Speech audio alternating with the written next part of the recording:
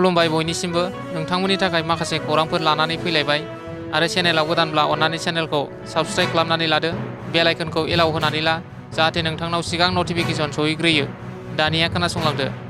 गिबि खौराङाव दङ बिटिआरनि लाइमोनफोरनि थाखाय रैखाथि बिफानाव जर'खा रेजिमेन्ट दानाय साख्रि थिसनथाइ होनांगौनि आरो गुबुन गुबुन आयदाफोरखौ लानानै बिटिआरनि सिएम प्रमद बर'आ मिरुनि रैखाथि मन्थ्रि राजनाथ सिंहखौ मैया गोदान दिल्लीयाव मान बावनाय जायो आरो मिरुनि रैखाथि मन्थ्रि राजनाथ सिंहखौ लोगो हमनानै सावरायलायदों आरो बिटिआरआव भारतारि रौनिया हान्जानि बानजायनायाव खुंनाय गुबुन गुबुन हाबाफारि आरो थिसनथाइ रेलिफोराव बिटिआरनि लाइमोनफोरनि सांग्रां बाहागो लानायनि बागै फोरमायो। सावरायलायनायनि समाव दैदेनगिरिफोरा गाहायै बिटिआर ओनसोलनि थाखाय मोनसे जर'खा रेजिमेन्ट टेरिटरियेल आर्मि हम एन्ड हार्ट बेटेलियन जर'खा रेजिमेन्ट गायसननो थांखि दैखांनानै रैखाथि मन्थ्रिनो गांसे गोसोखां बिलाइ गथायदोंमोन। गोसोखां बिलाइखौ गथायनाय समाव बिटिआरनि सिएम प्रमद बर'जों लोगोसे दंफायोमोन लकसभानि एमपि जयन्त बसुमतारी, इएम उइलसन हासदा आरो एमसिएलए माधव छेत्री।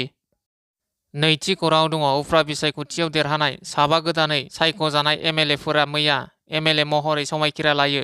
आसाम आयेन आफादनि बुंथिगिरि बिस्वजित दैमारिया आसाम आयेन आफादनि गोदान बिल्डिंआव साबा एमएलए बिथांमोनखौ समायखिरा लाहोयो। लकसभा बिसायख'थिनि उनाव सिडली, धलाई, बङाइगाव, सामुगुरि आरो बिहाली बियाबफोरनि एमएलएफोरा एमपि जानायनि उनाव उफ्रा बिसायख'थि जादोंमोन। उफ्रा बिसायख'थियाव देरहानाय साबा एमएलएफोरा फारियै सिडलीनि निर्मल कुमार ब्रह्म, धलाईनि निहार रन्जन दास, बिहालीनि दिगन्त काथवाल, बङाइगावनि दीप्तिमयी चौधुरी आरो सामुगुरिनि दिप्ल रन्जन शर्माया एमएलए महरै मैया समायखिरा लाबाय। थामथि खौराङाव दङ हौवा गोदान आरो हिन्जाव गोदान गाखोनाय गारिया गिख्रंथाव जाब्रबथाय जादों। चिरांनि बिजनीआव हाबा जागोदान हौवा गोदान आरो हिन्जाव गोदान गाखोनाय गारिया न' फारसे थांबाय थानाय समावनो गंसे बाइक आरो गंसे साइकेलजों गिख्रंथावै सौग्रावलायदों आरो बे गिख्रंथाव जाब्रबथायाव बाइक सालायगिरि आब्दुल मनार आरो मातलेब आलीआ गोब्राब जोखोम जायो आरो गोब्राब थासारियाव जोखोम जानाय आब्दुल मनार आरो मातलेब आलीखौ बङाइगावनि देहा फाहामसालियाव थिसननाय जायो। मिथिनो मोननाय बादिब्ला सानैबो जोखोम जानाय बाइक सालायगिरिफ्रा बिजनी फारसे थांगासिनो दङमोन।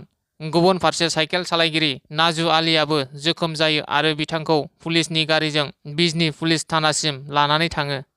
ब्रैथि खौराङाव दङ एनडिएफबिनि गायसनगिरि आफादगिरि रन्जन दैमारिजों लोगोसे गासै सा6 बारग' एनडिएफबि सोद्रोमाफोरनि सिबिआइ केसनि मैया जौसिन बिजिरसालियाव बेल हियारिं दंमोन। गोबां सुबुंफोरानो मोजां खौरांखौ नेबाय थादोंमोन, नाथाय खौरां मोननाय बादिब्ला बेल हियारिंआ मैया आबुङै जाजोबासै।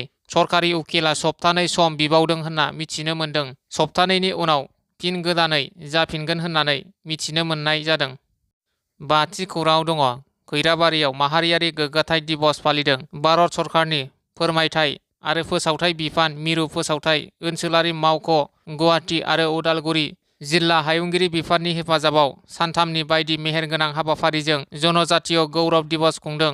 मैया फुंनि समाव उदालगुरि जिल्लानि जिल्ला बेंगिरि पुलक पाटगिरिया गोथार आलारि बाथि फोजोंना हाबाफारिखौ बेखेवना होयो। बे हाबाफारिजों लोब्बा लाखिना बायदि सरकारि बिफान आरो सेल्फ हेल्प ग्रुपफोरनि बायदि दिहुनथाय मुवा बेसादफोरनि फाननाय गलाफोर होनाय जादों। बे हाबाफारियाव ओनसोलनि गोबां रायजो राजा आरो फरायसाफोरा बाहागो लायो।